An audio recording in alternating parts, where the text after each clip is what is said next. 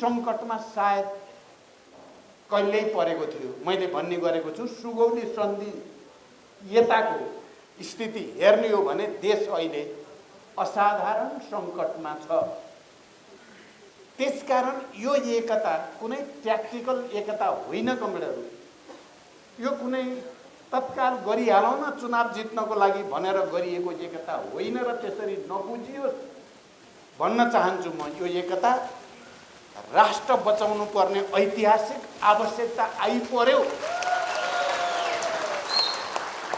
त्यसकारण राष्ट्र बचाउनै पर्ने त्यो ऐतिहासिक वस्तुगत आवश्यकताको कारणले हामीले यो एकता प्रक्रिया अगाडि बढाउनै पर्छ भन्ने सङ्कल्प लिएका हौँ। र म तपाईँहरूको अगाडि के सङ्कल्प गर्न चाहन्छु भने म कसैलाई पनि, किनभने राष्ट्र यति ठुलो सङ्कटमा छ, आन्दोलन यति ठुलो सङ्कटमा छ, यो परिस्थितिमा हामीले नेपाली कम्युनिस्ट पार्टी एकता प्रक्रियाको एउटा महाअभियान सुरु गरेका छौँ।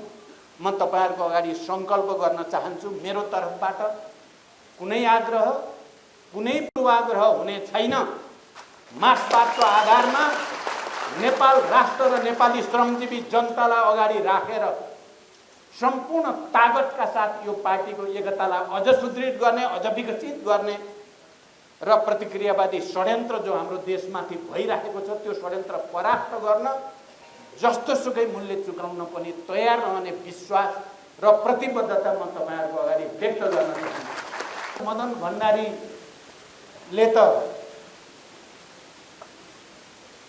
सहकारी ठगीको आरोप लागेको थियो, बिहा पनि 2 बिहा कि 3 विवाह भएका थिए, 4वटा विवाह भएका थिए भनेर केपी ओलीले नै साधारण रूपले भन्ने भनेको मदन भण्डारीको योभन्दा ठुलो अपमान अरू केही हुन सक्छ?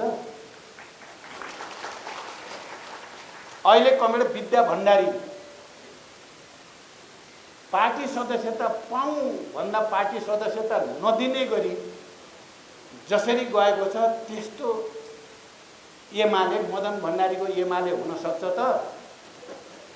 एमालेका केही नेताहरूले हाम्रो यो एकतालाई हेरेर वृद्धाश्रम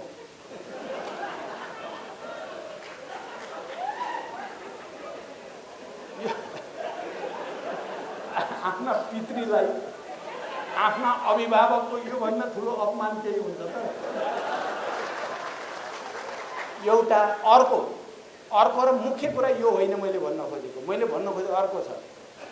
जेनजी युवाहरूले भ्रष्टाचारका विरुद्ध सुशासनका पक्षमा, अपारदर्शिता विरुद्ध पारदर्शिता पक्षमा शान्तिपूर्ण आन्दोलन गर्दा निर्मम दमन र हत्या गर्नेहरूले अहिले फेरि हामीलाई वृद्धाश्रम भन्छन्, जसले जन्जी युवाहरूलाई सम्मान गरेको छ, प्रवेश गराएको छ। जेनजी युवाहरूले पनि अब बिस्तारै बुझ्दै गएका छन्।